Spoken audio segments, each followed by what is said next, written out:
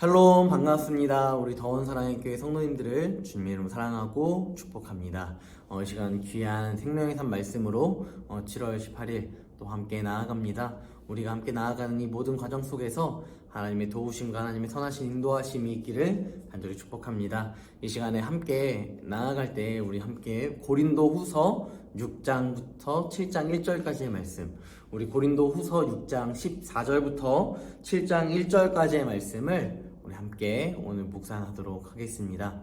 오늘 생명의 산 말씀 고린도 후서 6장 14절부터 7장 1절까지의 말씀 우리 함께 볼 때 이 말씀이 어떠한 내용인지를 함께 살펴보도록 하겠습니다.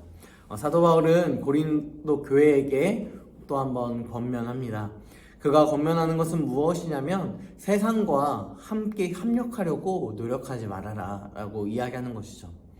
결국 이 사도 바울이 이야기하는 것이 무엇이냐면 세상적 관점, 세상적 방법이 아니라 하나님의 방법을 고수하기 위하여서는 우리는 결국 구별되고 거룩한 존재로 살아가야 할 의무가 있다라는 것을 이야기하고 있다라는 것이죠.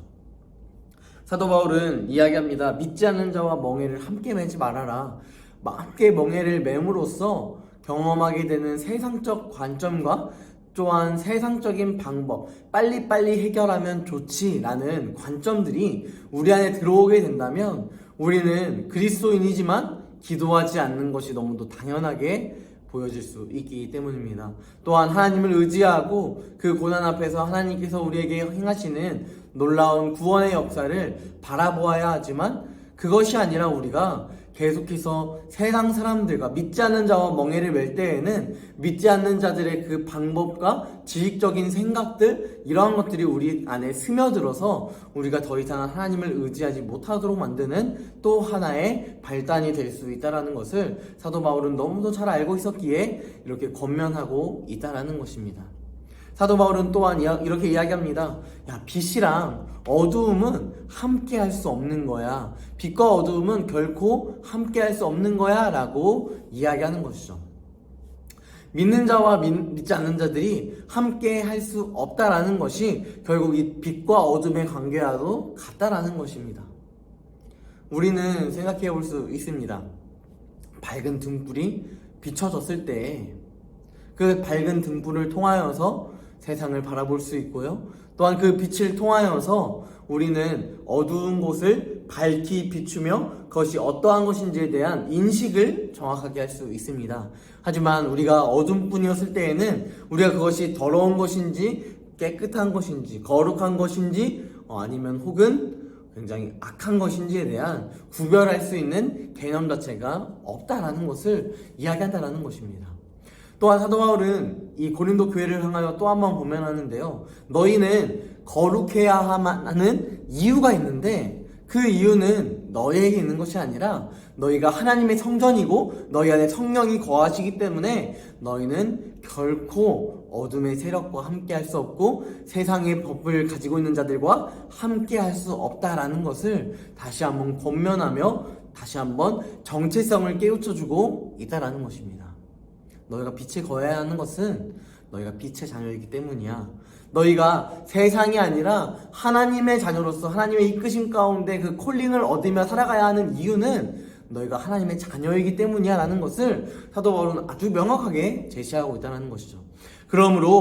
그러므로 하나님을 두려워하고 또한 하나님 앞에 그 거룩함을 유지하기 위한 그 마음, 또 하나님의 거룩하심을 내가 본받아 나도 거룩하니 너희도 거룩하라 말씀하신 하나님의 명령 앞에 그 말씀에 순종하는 자신을 정결케 하는 존재로 우리가 살아가야 한다라는 것입니다. 사도 바울은 이것을 고린도 교회에게 이야기하고 있습니다. 우리 함께 말씀을 읽고요. 이 말씀의 내용을 함께 성경 봉독하며 메시지를 전하도록 하겠습니다. 고린도 후서 6장 14절부터 7장 1절까지의 말씀 함께 읽겠습니다. 너희는 믿지 않는 자와 멍에를 함께 매지 말라. 의와 불법이 어찌 함께하며 빛과 어둠이 어찌 사귀며 그리스도와 벨리알이 어찌 조화되며 믿는 자와 믿지 않는 자가 어찌 상관하며 하나님의 성전과 우상이 어찌 일치가 되리오. 우리는 살아계신 하나님의 성전이라. 이와 같이 하나님께서 이르시되 내가 그들 가운데 거하며 두루 행하여 나는 그들의 하나님이 되고 그들은 나의 백성이 되리라. 그러므로 너희는 그들 중에서 나와서 따로 있고 부정한 것을 만지지 말라. 내가 너희를 영접하여 너희에게 아버지가 되고 너희는 내게 자녀가 되리라. 전능하신 주의 말씀이니라 하셨느니라. 그런즉 사랑하는 자들아, 이 약속을 가진 우리는 하나님을 두려워하는 가운데서 거룩함을 온전히 이루어 육과 영의 온갖 더러운 것에서 자신을 깨끗하게 하자. 아멘. 네, 사도 바울은 계속해서 권면하고 있습니다.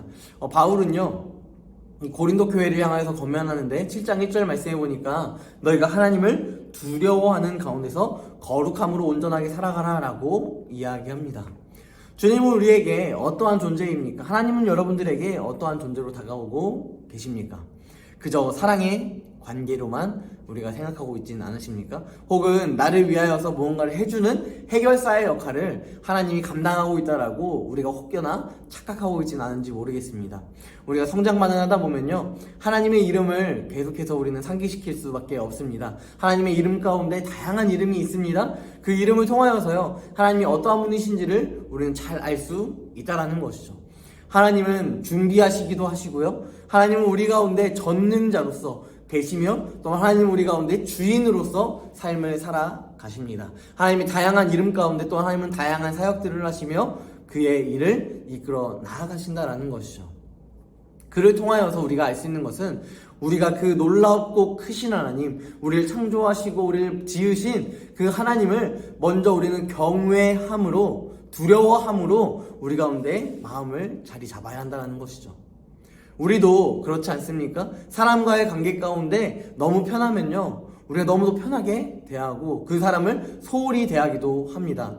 하지만 그 사람을 존중하고 그 사람을 사랑하고 그 사람을 아끼고 또한 그 사람이 하는 어떠한 일에 대해서 함께하기 원하는 그 마음이 있다면 그 사람을 존중해주고 또한 사랑하는 모습이 우리의 삶에서도 드러난다라는 것이죠. 그것처럼 우리가 하나님을 두려워하고 하나님이 나의 주인이시다, 주권자시다, 나의 생명이시요 호흡이시다라는 것을 우리가 믿는다면 그 믿음 안에서 우리는 하나님께서 일하시는 그 일을 우리가 쫓아 살아갈 수 있다는 것이죠.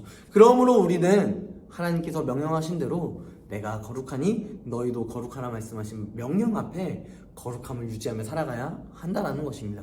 이 겉면을 사도 바울은 이 약속의 말씀, 구약의 말씀을 통하여서 이야기하고 있습니다.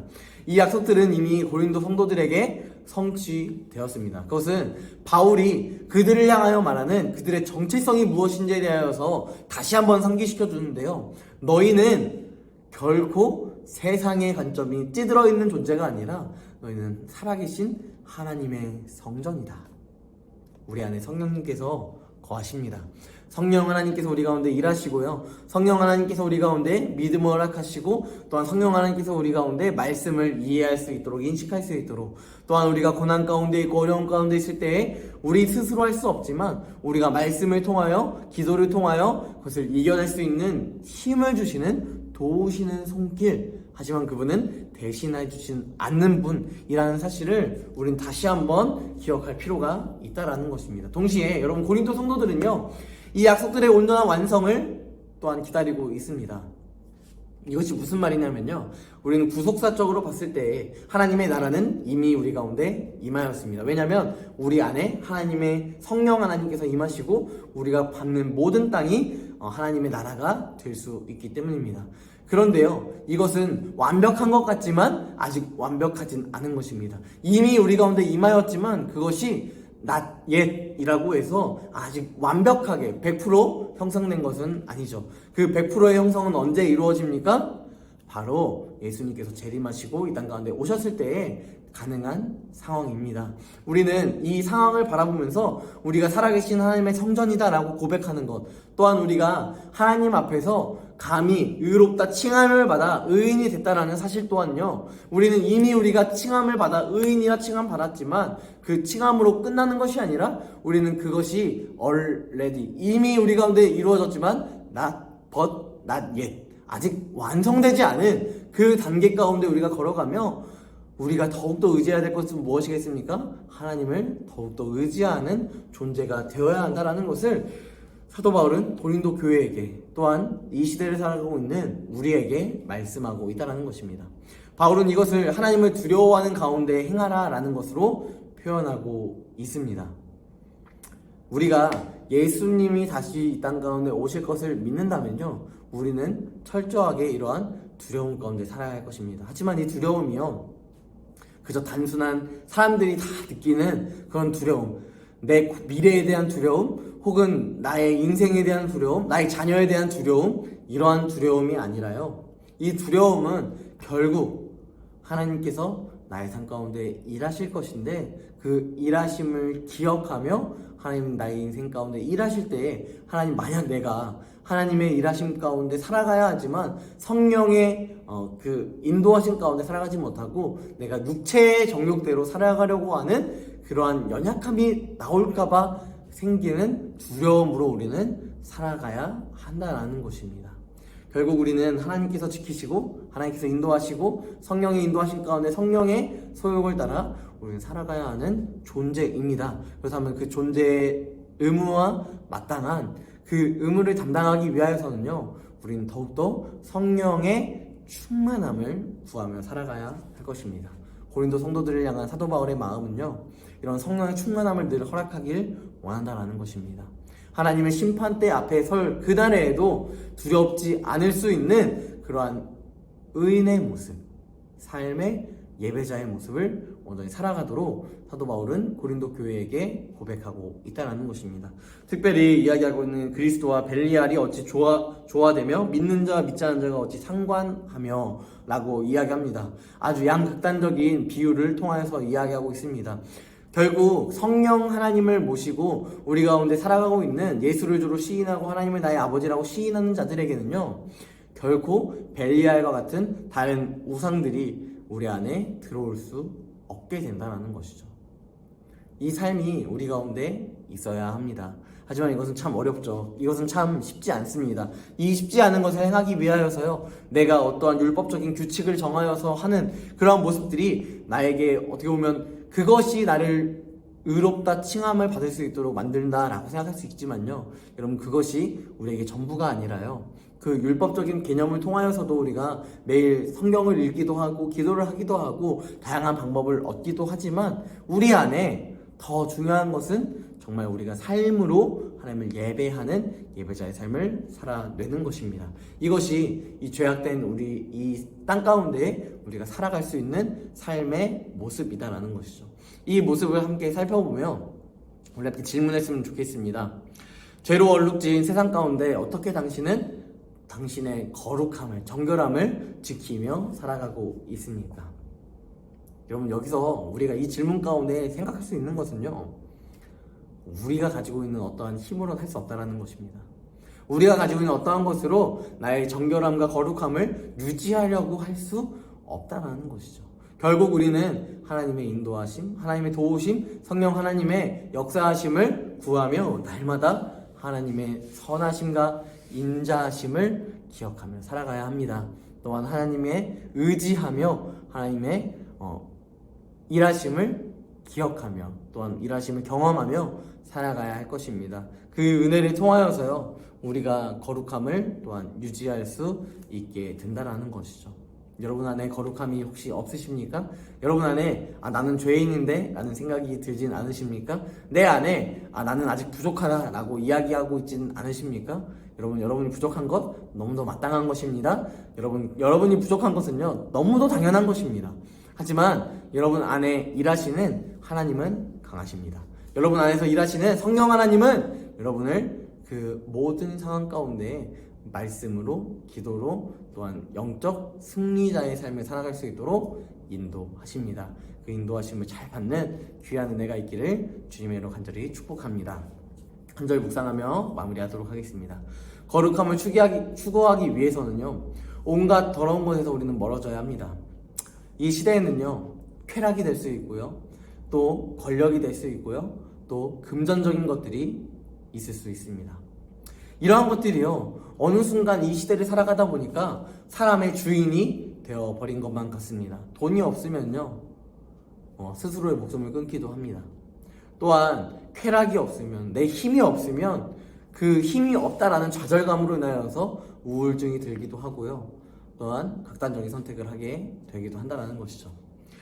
심지어 사람들에게 가장 영향력을 끼치는 이 신의 경지까지 이 돈이, 권력이, 그리고 쾌락이 들어오기 시작한다면 여러분, 우리는 어느 순간부터 하나님의 선하심을 경험하지 못하고 하나님의 우리 가운데 주시는 목적을 기억하지 못하고 살아갈 수밖에 없다는 것입니다.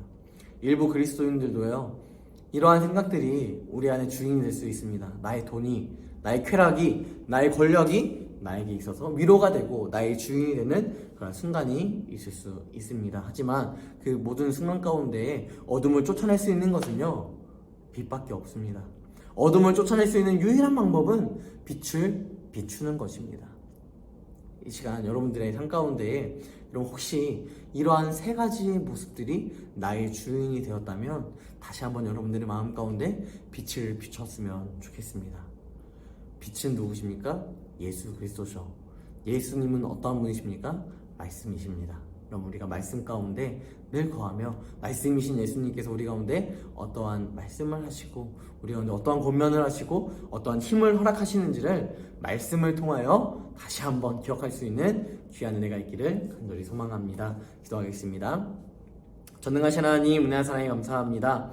하나님, 무엇보다 감사한 것은 하나님, 우리를 하나님의 살아계신 하나님의 성전으로 삼아 주셨다라는 것입니다. 하나님, 우리 안에, 우리 마음 가운데, 우리 중심 가운데 하나님만 모실 수 있도록 인도하여 주셔서 우리 성도님들 가운데 혹여나 정말 세상적 가치가 나의 중심이 되어 너무도 어두워진 이 시대 가운데 그 어둠을 쫓아 살아가고 있는 존재가 있다면 하나님, 다시 말씀이신 예수 그리스도, 또한 빛이신 예수 그리스도의 말씀을 온전히 전파되며 그 말씀을 통하여서 나의 어두움이 그치고 다시 빛이 비칠 수 있도록 주님께서 함께하여 주시옵소서. 그래서 주님께서 말씀하신 너희는 세상의 빛과 소금이라 말씀하신 그 말씀처럼 빛을 발하며 또한 짠맛을 내며 살아갈 수 있는 귀한 은혜가 있을 수 있도록 함께하여 주시옵소서.